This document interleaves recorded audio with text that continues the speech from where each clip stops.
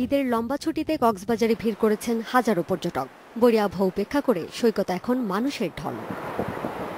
অনেকেই সপরিবারে এসেছেন ঈদের ছুটি কাটাতে, বন্ধুদের সঙ্গেও এসেছেন কেউ কেউ। সৈকত সহ নগরীর বিভিন্ন জায়গায় দল বেঁধে ঘুরছেন পর্যটকেরা।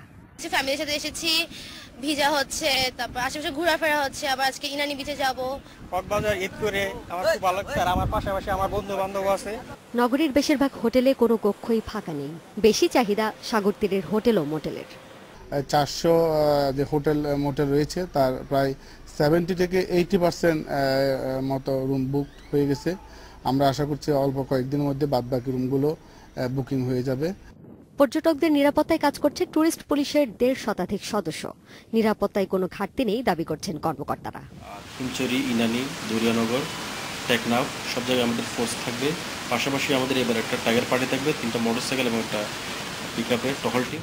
গেল বছর ঈদের ছুটিতে কক্সবাজারে অন্তত 5 লাখ পর্যটকের সমাগম ঘটেছিল। এবার টানা 9 দিনের ছুটিতে এই সংখ্যা দ্বিগুণ হবে আশা হোটেল মালিকদের। Independent news desk.